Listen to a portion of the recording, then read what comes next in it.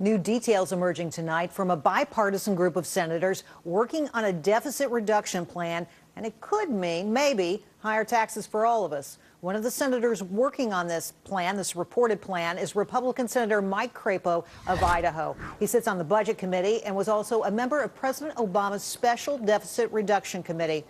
Senator Crapo is with us tonight. Sir, welcome. Great to see you. Thank you. Good to be with you.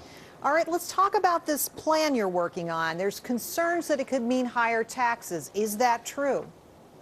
Well, first of all, the group is negotiating around the Fiscal Commission's plan, but I don't believe there should be higher taxes. In fact, I do believe there should be major tax reform, and that reform should result in dramatically reduced tax rates.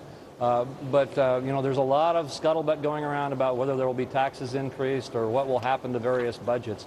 And the reality is that we have not reached an agreement on anything yet, and we are moving forward in those negotiations. All right. Well, Senator, one of the concerns we've had on this show is that it might impact consumer deductions if there were to be major reform of the tax code.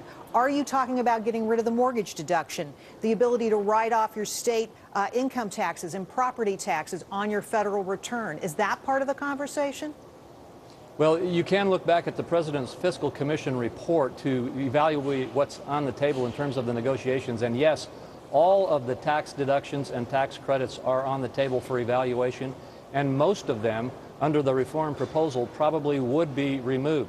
The mortgage deduction is one of those that probably would not be removed because it's such an important deduction to maintain for other purposes. But remember that when you talk about those deductions or credits being removed, the return for that is a dramatic reduction in the tax rate. The highest tax rate would go from 35 down to potentially 23%, and the lowest tax rate would go down to under 10%, down around 8% under some of the proposals that are being reviewed. So it's really a back and forth that people would really have to put their own numbers in to understand what kind of real impact it would have on them. At the end of the day, for most American families, do you think it would reduce the tax burden, or would it be a wash? Oh, definitely. The proposal that I support, in my opinion, would be a tax reduction for the vast majority of all Americans. And it would be a phenomenal boost to our economy. You know, our Internal Revenue Code right now is unfair, extremely complex, very expensive to comply with, and most of all, it's anti-competitive comparative to the rest of the world. These reforms would reverse all of those and make America one of the more competitive economies in the world, and the boost that would come from that would also go to the benefit of the American people. I just wonder if your voice is in the majority or the minority. I'm sure it's a tough negotiation. Is there any deadline for finishing? Have you guys set some kind of time frame for your work? There is no deadline, and I don't think that we could even enforce one if we created one. We simply have to work together, work through this incredibly complex process.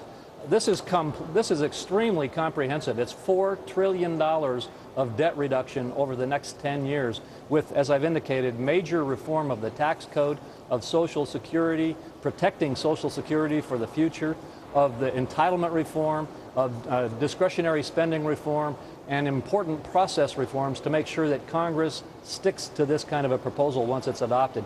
So you can see it's going to take, we're just taking the time that it takes and hoping that we can reach a bipartisan agreement. Are there any cuts that are off limits? Is there anything you guys won't touch? Veterans benefits, anything out there that's off limits? Well, there's nothing that is off limits in the sense that everything, entitlements, discretionary spending, and everything is on the table. That being said, inside each of those budgets, if we set spending caps and put controls in place, I'm sure that Congress, as it meets those caps, will favor some budgets and totally eliminate some other programs.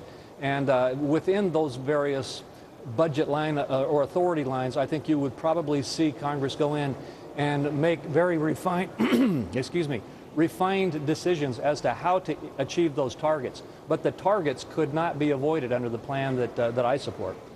Interesting conversation. Senator, I hope you'll come back and talk to us about your findings and the discussions that are underway. Appreciate your help today. Thank you.